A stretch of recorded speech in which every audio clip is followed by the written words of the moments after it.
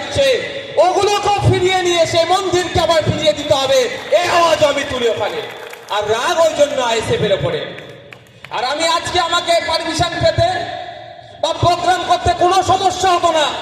এখানে এসে যদি শুধু আমি মুসলিম মুসলিম মুসলিম করতাম, তাহলে একটা শ্রেণীর রাজনৈতিক দলের ফায়দা হয়ে যেত।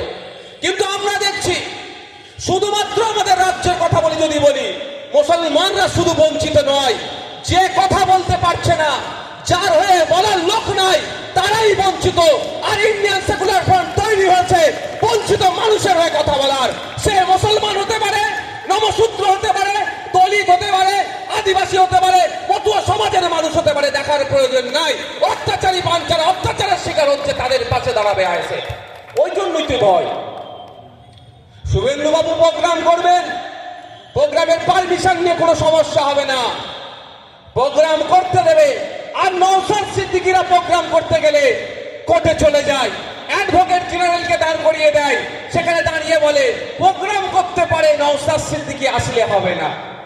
আরে ভাই, আপনারা বলতে পারবেন কেউ আমার রাজনৈতিক জীবনটা অতি অল্প, একটা শব্দ আমি এই ধরনের কথা বলেছি আমার রাজনৈতিক প্রোগ্রাম থেকে, যে শব্দের দ্বারাই হিংসা ছড়াতে পারে, এমন এক শব্দের কথা আপনি বলতে পারবেন যে শব্দের দ্বারা কোন জাতের মানুষ, কোন বর্ণের মানুষ, কোন ধর্মের মানুষ, কোন সমাজের মানুষকে আঘাত লাগবে? পারবেন না, আমি চ্যালেঞ্জ করে বলছি। তারপরেও নওশাদ সিদ্দিকীকে কেন আটকাতে হবে? নওশাদ সিদ্দিকী আটকাবার কারণ এটাই যে আপনি রমজান মাসে মাথায় ঘোমটা দিয়ে ইফতার করতে পারেন, কিন্তু ওই ইফতারের ফল যারা কিনছে, ওই ফলের দাম আপনি কমাতে ব্যর্থ, এটা বথরিয়ে দিই বলে।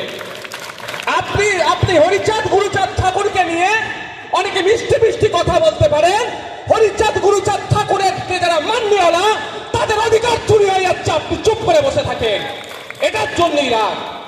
আপনি বিরসা মুন্ডাকে নিয়ে অনেক মিষ্টি মিষ্টি কথা বলতে পারেন, পণ্ডিত রঘুনাথ মুর্মুকে নিয়ে অনেক ভালো ভালো কথা বলতে পারেন, কিন্তু ফিফথ শিডিউল ইমপ্লিমেন্টের ব্যাপারে আপনি কথা বলেন না, সেটা ধরিয়ে দিই বলে আমার উপরে এত রাগ, আইএসএফ এর উপর এত রাগ।